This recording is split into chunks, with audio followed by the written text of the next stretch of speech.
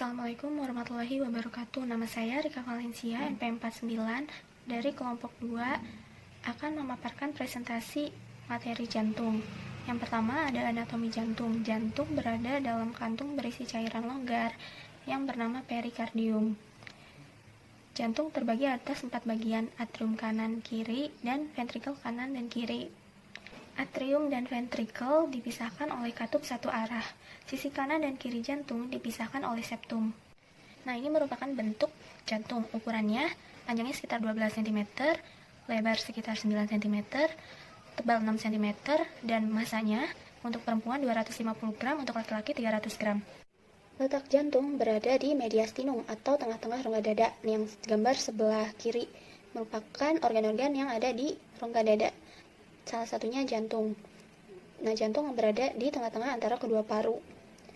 Ujung apex terbentuk oleh ujung ventrikel kiri dan terletak di atas diafragma yang mengarah ke arah anterior, inferior, dan ke kiri. Dasar jantung berlawanan dengan apex dan posteriornya. Aspek yang terbentuk oleh atria kebanyakan atrium kiri. Selaput yang membungkus jantung disebut dengan perikardium yang terdiri dari lapisan fibrosa dan serosa. Kemudian ada lapisan jantung dari luar ke dalam. Paling luar perikardium, fungsinya melindungi jantung dan sebagai kantung pembungkus jantung. Lalu ada miokardium. Miokardium itu tersusun atau sel-sel jantung atau sel otot. Nah, di mana sel otot ini kaya akan mitokondria. Lalu ada endokardium. Nah, ruang jantung dibagi menjadi 4, 2 atrium dan 2 ventrikel, yaitu atrium cordis dextrum, atrium cordis sinistrum, ventriculus cordis dexter, dan ventriculus cordis sinister. Anatomi pembuluh darah bisa dilihat di gambar, ada yang berwarna merah dan ada yang berwarna biru. Yang berwarna merah itu kaya akan oksigen dan yang berwarna biru kaya akan karbon dioksida. Ada arteri yang mengalirkan darah dengan tekanan tinggi ke jaringan. Arteri dinding pembuluh darahnya kuat sehingga alirannya juga kuat. Kemudian ada arteriol, cabang dari sistem arteri. Diameternya kurang dari 200 meter dan mempunyai dinding otot yang kuat di mana memiliki kemampuan dilatasi atau kontraksi dan mengontrol aliran darah ke kapiler. Kapiler sendiri merupakan tempat pertukaran oksigen dan nutrisi ke jaringan dan menerima produk metabolisme. Venul dan vena. Venul mengumpulkan darah dari kapiler untuk dihantarkan ke vena, di mana berperan sebagai penghantar darah ke atrium kanan. Karena tekanan sistem vena rendah, maka dinding venul pun tipis. Sirkulasi peredaran darah dibagi menjadi 2, ada sirkulasi sistemik dan sirkulasi paru-paru. Kalau sistemik itu dari jantung ke seluruh tubuh, kemudian balik lagi ke jantung. Kalau yang paru-paru, jantung ke paru-paru, terus ke jantung lagi. Selanjutnya ada siklus jantung. Jantung berkontraksi secara berirama dan serentak di jantung kanan dan kiri, dengan pusat kendali influx berasal dari simpul sinus. Ada 2 fase, yaitu fase sistolik dan diastolik, yang dapat diukur dalam bentuk tekanan darah dengan menggunakan sphygmomanometer. Sphygmomanometer ini ada yang bentuk manual atau elektronik. Jantung bertindak sebagai pompa untuk mendistribusikan darah ke seluruh tubuh dengan setiap detakan jantung. Ini yang fase tadi ada 2, ada distol dan sistol. Kalau distol itu otot jantungnya berelaksasi sehingga ruang-ruang jantung terisi oleh darah. Darah ini mengalir ke bilik atas jantung. Kalau yang sistol, otot jantungnya berkontraksi sehingga darahnya keluar dari ruang-ruang jantung dan memompa darah ke dalam arteri. Nah, siklus jantung sendiri memakan waktu 0,8 detik umumnya dan menghasilkan 75 denyutan nadi per menit. Dalam 0,8 detik itu 0,4 secondnya berasal dari fase relaksasi, kemudian 0,1 second waktu singkat, dan 0,3 secondnya waktu sisa. Selanjutnya ada proses siklus jantung. Yang pertama distol akhir, kedua atrium berelaksasi dan ventrikel terisi secara pasif. Kedua sistol atrium, kontraksi atrium mendorong sedikit darah tambahan ke dalam ventrikel. Ketiga kontraksi ventrikular isovolemik. Fase pertama kontraksi ventrikel mendorong katup AV menutup, tetapi tidak menghasilkan tekanan yang cukup untuk membuka katup seminularis. Keempat, ejeksi ventrikular. Saat tekanan ventrikular meningkat dan tekanan di dalam arteri bertambah, katup seminularis terbuka dan darah diejeksikan. Kelima, relaksasi ventrikular isovolemik. Saat ventrikel berelaksasi, tekanan di dalam vertikel turun drastis. Aliran darah kembali ke daun katup seminularis dan mengatupkannya agar tertutup. Nah, ini merupakan penjelasan lebih lanjut yang terjadi pada proses siklus jantung. Yang pertama, siklus atrium. Sistol atrium terjadi setelah depolarisasi atrium selesai, dengan bertambahnya volume 30% dari pengisian ventrikel total dan peningkatan tekanan intratrium 6 mmHg. Sedangkan 70% volume ventrikel atau aliran darah atrium ke ventrikel setelah katup antrioventrikular. Periode ini disebut fase pengisian cepat aktif pada waktu ventrikel berelaksasi. Lalu ada siklus ventrikel. Siklus ventrikel terdiri distol dan sistol ventricle. Proses ini berlangsung secara kontinu dan diatur oleh perangsangan dari estanod. Kemudian terjadi distol ventricle. Dengan meningkatnya pengisian darah ke ventricle, maka tekanan intraventricle meningkat dan katup atrioventrikular menutup. Menjelang akhir distol ventricle, peningkatan tekanan di atrium, terjadi kontraksi atrium, mendorong sisa darah di atrium untuk mengalir ke ventricle. Proses diastolik ventricle berakhir dengan menutupnya katup atrioventrikular, dan volume darah pada akhir diastolik jumlahnya mencapai 135 ml. Kemudian ada sistol ventricle. Regangan otot ventricle mulai berkontraksi. Pada awal kontraksi, katup aorta dan semilunar belum terbuka. Kemudian katup aorta terbuka dan tekanan di dalam ventricle harus melebihi tekanan katup aorta. Keadaan di mana kontraksi ventricle mulai terjadi namun belum ada pembukaan katup aorta ataupun pulmonalis disebut sebagai kontraksi ventricle isovolemik. Iso artinya sama, volemik artinya volume. Atau ada juga yang menyebut kontraksi isometrik. Lalu ada ejeksi ventricle. Ketika tekanan ventricle melebihi tekanan aorta, pada saat yang sama, katup aorta dan darah mengalir dengan cepat ke dalam aorta. Jumlah darah yang dipompakan oleh ventricle ke dalam pembuluh darah disebut sebagai stock volume. Diakhiri sistolik, tidak seluruh darah dapat dipompa keluar. Ada sebagian darah yang masih di ventricle yang disebut end systolic volume. Pada waktu terjadi sistol ventricle, darah mengalir keluar jantung ke sistem arteri, dan proses ini berlangsung sesuai dengan prinsip Frank-Starling. Kemudian ada distol awal ventricle. Saat tekanan ventricle lebih rendah dibandingkan tekanan aorta, maka katup aorta tertutup. Ketika katup aorta tertutup, maka katup artiventrikular pun tertutup, karena tekanan ventricle lebih tinggi dibandingkan tekanan atrium. Untuk menurunkan tekanan ventricle, otot ventricle berrelaksasi. Jika belum ada darah yang masuk karena katup belum terbuka, interval ini disebut sebagai relaksasi ventricle isovolumetrik. Lalu ada pengisian ventricle. Otot ventricle terus merenggang hingga tekanan di dalam ventricle turun sampai di bawah tekanan atrium. Jika katup atriventrikular terbuka, maka dimulailah pengisian ventricle secara cepat. Selanjutnya ada katup jantung. Katup jantung itu terdiri atas kelopak-kelopak atau flaps jaringan ikat, berfungsi untuk mencegah aliran balik darah, artinya mencegah aliran darah untuk kembali ke tempat sebelumnya. Di jantung sendiri ada 4 katup. Di setiap atrium dan ventricle ada katup atrioventricle, ada denyut nadi, ada katup semilunar, dan denyut jantung. Materi selanjutnya ada aktivitas listrik jantung dan EKG atau elektrokardiogram. Dengan adanya aktivitas listrik jantung, kita bisa mengetahui segala penyakit yang berhubungan dengan jantung yang disebabkan oleh detakan jantung dengan menggunakan alat ECG atau elektrokardiogram. Contohnya aktivitas pacemaker. EKG ini merupakan alat tes diagnostik yang memerlukan elektroda untuk merekam dan memberikan gambarannya. Aktivitas listrik jantung berupa grafik. Tujuan EKG pastinya untuk memastikan adakah kelainan pada jantung, atau melihat pengaruh atau efek obat jantung, adakah gangguan keseimbangan elektrolit, atau sekedar menilai fungsi jantung. Nah, ini merupakan aktivitas listrik jantung pada EKG. Ada gelombang P, Q, R, S, ST, dan lain sebagainya. Yang pertama ada gelombang P. Ini menggambarkan adanya depolarisasi atau kontraksi pada kedua otot atrium. Lalu ada gelombang Q. Gelombang Q menggambarkan adanya aktivitas listrik jantung yang sedang terjadi di septal ventricle. Lalu ada gelombang R. Bagian gambaran gelombang EKG yang terjadi pada otot ventricle mengalami depolarisasi. Gelombang S menggambarkan adanya depolarisasi pada otot ventricle.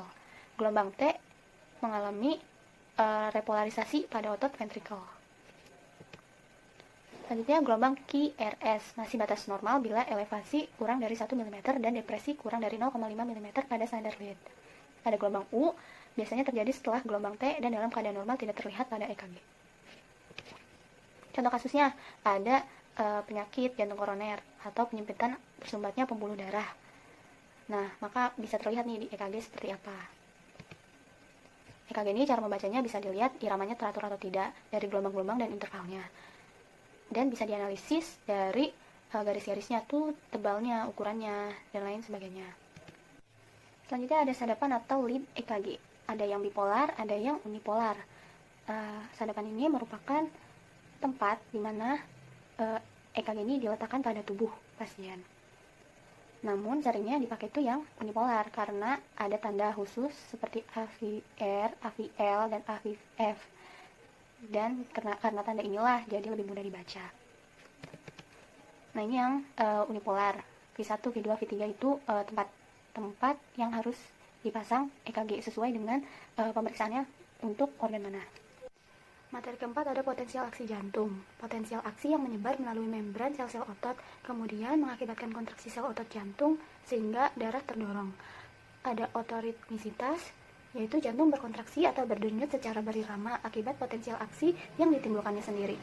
Sel jantung yang memiliki kemampuan menghantarkan listrik terbagi menjadi 3 tipe secara elektrofisiologi. Ada sel pacemaker, contohnya nodus sinoatrial, nodus atrioventrikular, dan juga sel dengan kemampuan konduksi dengan sangat cepat, contohnya serabut Purkinje.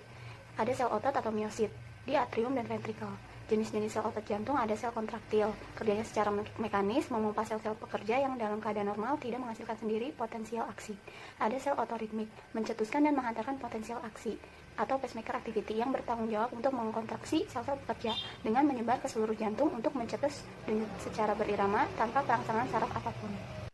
Nah, ini sel jantung yang dapat melakukan aritmisitas. Ada nodus sinoatrial SA, nodus atrioventrikuler AV, berkas His atau berkas atrioventrikuler, dan ada serat Purkinje. Letaknya bisa dilihat di gambar sebelah kiri. Potensial aksi jantung akan mengawali aktivitas mekanis jantung atau dasar irama jantung atas kelainan yang terjadi karena adanya konsentrasi ion di dalam dan di luar sel, pergerakan ion, dan aktivitas listrik jantung. Potensial jantung relatif lebih lama bila dibandingkan sel saraf atau sel otot rangka. Setiap bagian jantung mempunyai karakteristik potensial aksi yang khas. Ion yang berperan ada Na+, K+, dan Ca2+. Ini fase-fase yang terjadi pada saat potensial aksi otot jantung. Yang pertama ada fase 0 atau depolarisasi cepat. Kemudian dilanjutkan ke fase 1, repolarisasi awal, lalu fase 2, plateau, kemudian fase 3, repolarisasi cepat, dan terakhir ada fase keempat, istirahat atau resting state.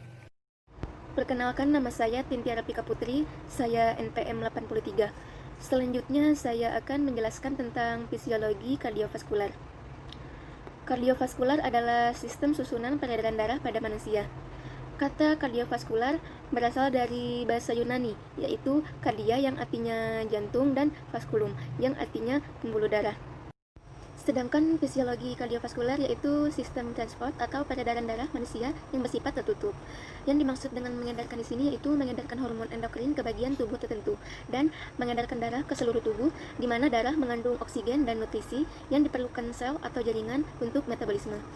Fungsi lain dari sistem kardiovaskular yaitu membawa sisa metabolisme dari jaringan untuk dibuang melalui organ ekskresi. Sistem kardiovaskular terdiri dari jantung, pembuluh darah, dan darah. Jantung berfungsi sebagai pemompa yang melakukan tekanan terhadap darah untuk mengalir ke seluruh jaringan. Dan pembuluh darah yang berfungsi sebagai saluran yang digunakan agar darah dapat didistribusikan ke seluruh tubuh. Dan ketiga ada darah. Darah berfungsi sebagai media transportasi segala material yang akan didistribusikan ke seluruh tubuh. Selanjutnya ada tekanan darah. Tekanan darah merupakan tekanan atau dorongan dari darah yang dipompa oleh jantung terhadap dinding arteri untuk memberikan darah-darah segar yang mengandung oksigen dan nutrisi ke organ-organ tubuh.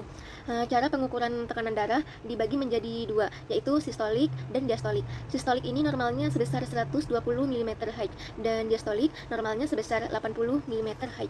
Selisih kedua tekanan ini disebut dengan pulse pressure atau tekanan nadi dan akan terus berubah sesuai dengan pertambahan usia kita.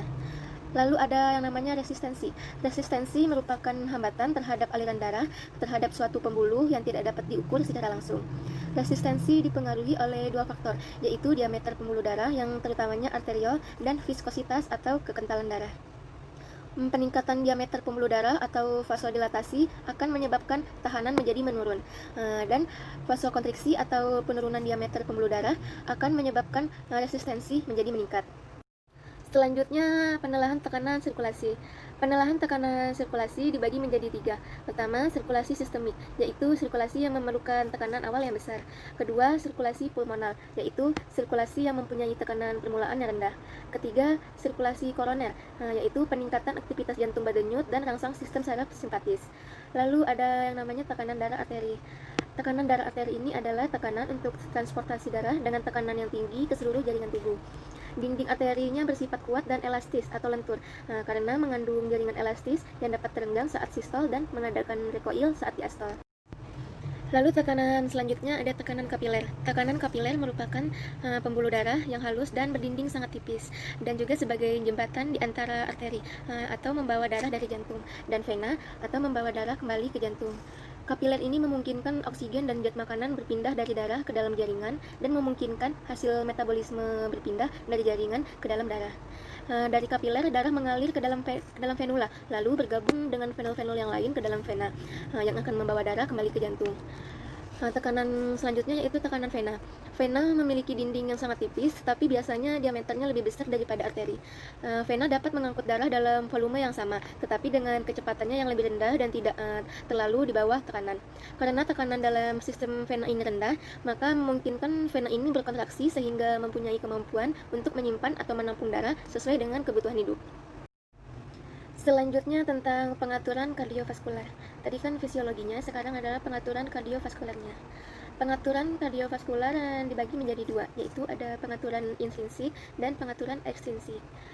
Pengaturan intrinsik ini adalah perubahan aliran darah sebagai respon terhadap perubahan keadaan jaringan lokal. Pengaturan intrinsik ini berfungsi untuk mengatur curah jantung melalui mekanisme heterometrik dan homeometrik. Faktor-faktor yang mempengaruhi pengaturan intrinsik ini ada 4, yaitu ada pengaturan intrinsik pompa jantung, pengaturan intrinsik pembuluh darah, dan autoregulasi, yang artinya kemampuan mempertahankan aliran darah secara konstan dalam perubahan tekanan perfusi, dan angiogenesis, yaitu pertumbuhan pembuluh darah baru dari pembuluh darah kecil yang ada setelah sekresi faktor pertumbuhan pembuluh darah.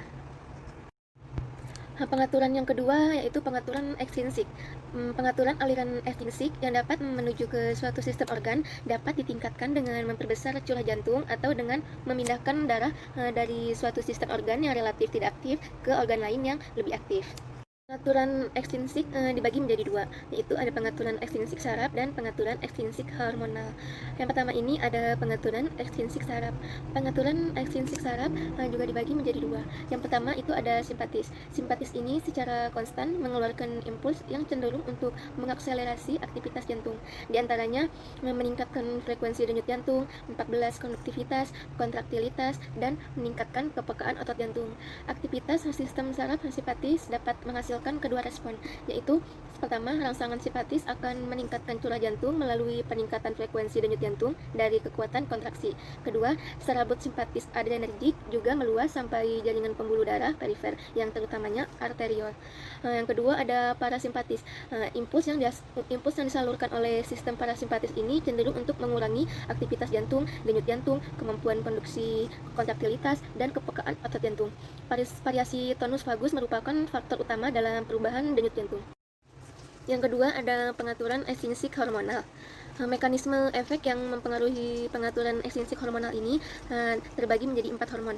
Yang pertama ada hormon neuropinefrin, yaitu yang berfungsi sebagai meningkatkan permeabilitas ion natrium dan ion kalsium pada jantung kita. Kedua, ada hormon tiroid. T3 dan T4 pada hormon tiroid ini berpotensi untuk memberikan aksi pada peningkatan kadar katekolamin atau neuropinefrin dan epinefrin, dengan efek dapat meningkatkan denyut jantung dan volume sekuncup. Ketiga, hormon glukagon atau antipoglycomi yang dikeluarkan oleh sel alfa dan pankreas memiliki efek inotropik pada jantung dengan menstimulasi kontraktilitas otot jantung. Dan yang keempat ada hormon asetilkolin. Hormon asetilkolin ini dilepaskan oleh ujung saraf parasimpatis dan meningkatkan permeabilitas ion kalium di nodus akibat menurunnya denyutan nodus. Penurunan transmisi impuls akan menurunkan denyut jantung, volume sekuncup, dan curah jantung. Umumnya serabut vasomotor mengeluarkan asetilkolin yang menyebabkan dilatasinya pembuluh darah. Selanjutnya ada respon kardiovaskuler. Pada latihan fisik, adaptasi kardiovaskuler ini dapat menyebabkan diantaranya satu, untuk mencegah kerusakan jaringan, khususnya risiko penyakit jantung. Kedua, membesarnya rongga jantung. Lalu volume total atau struk volume dari jantung meningkat, lalu jantung dapat menampung darah lebih banyak, dan struk volume pada waktu istirahat menjadi lebih besar. Ketiga, kemungkinan jantung untuk memompa darah dalam jumlah yang sama setiap menit dengan denyutan lebih sedikit. Dan yang keempat, yaitu peningkatan volume darah dan hemoglobin, jumlah kapiler otot, dan mempengaruhi cardiac output dan tekanan darah, aliran darah, serta IV02 diff. Terakhir tentang sirkulasi darah. Sirkulasi darah terbagi menjadi 4. Yang pertama ada sirkulasi darah sistemik, kedua sirkulasi darah pulmonal, ketiga sirkulasi darah portal, dan keempat sirkulasi darah koroner. Yang pertama kita membahas sirkulasi sistemik. Sirkulasi darah sistemik ini berfungsi sebagai mengalirkan darah ke berbagai organ tubuh dan memenuhi kebutuhan organ yang berbeda. Sirkulasi ini memerlukan tekanan permulaan yang besar dan banyak mengalami tahanan, serta kolom hidrostatiknya panjang. Pada sirkulasi ini, darah mengalir dari ventrikel kiri, lalu mengalir ke aorta, lalu ke arteri, ke tubuh, lalu ke vena, dan diakhiri ke atrium kanan serta ventrikel kiri. Yang kedua, sirkulasi pulmonal. Sirkulasi pulmonal ini berfungsi untuk mengalirkan darah ke paru-paru, dan ia hanya berfungsi untuk paru-paru. Sirkulasi ini sedikit mengalami tahanan, serta kolom hidrostatiknya pendek. Pada sirkulasi ini, darah mengalir dari ventrikel kanan, lalu ke arteri pulmonalis, lalu ke paru-paru, lalu ke vena pulmonalis, dan diakhiri ke atrium kiri dan ventrikel kiri. Yang ketiga, ada sirkulasi portal. Sirkulasi ini darah dari lambung, usus, pankreas, dan limpa dikumpulkan pada vena porta. Lalu vena akan membelah ke dalam sistem kapiler dan bersatu dengan kapiler arteria hepatika di hati. Arteri ini menghantarkan darah dari aorta ke hati dan ke seluruh organ tubuh. Vena hepatika akan menghantarkan darah ke vena cava inferior lalu ke jantung. Yang terakhir ada sirkulasi koroner. Arteri koroner ini terbagi menjadi arteri kanan dan juga arteri kiri, yang muncul dari sinus aorta pada bagian proksimal ascending aorta di atas katup aorta dan melewati sisi berlawanan dari pulmonary trunk. Arteri koroner ini memberikan darah ke atrium dan ventrikel yang dipengaruhi oleh saraf simpatis dan juga parasimpatis. Struktur arteri terdiri dari 3 lapisan, yaitu tunica intima, tunica media, dan tunica adventitia. Tunica intima terdiri atas satu lapis sel endotel yang disokong oleh lapisan subendotel dari jaringan ikat longgar yang kadang-kadang berisi otot polos. Lapisan ini dipisahkan oleh tunica media oleh internal elastik lamina. Tunica media terdiri dari lapisan konsentrik otot polos dan tunica adventitia berisi kolagen tipe 1 dan elastik fiber. Arteri koronaria kanan dan kiri akan meninggalkan aorta dan kemudian bercabang menjadi arteri-arteri lebih kecil. Arteri kecil ini lalu mengitari jantung dan lalu mengantarkan darah ke semua bagian organ tubuh. Darah lalu dikumpulkan oleh sinus koronaria dan langsung kembali ke atrium kanan. Baik, cukup sekian penjelasan tentang jantung dari kelompok 2. Mohon maaf apabila ada kekurangan. Terima kasih. Wassalamualaikum warahmatullahi wabarakatuh.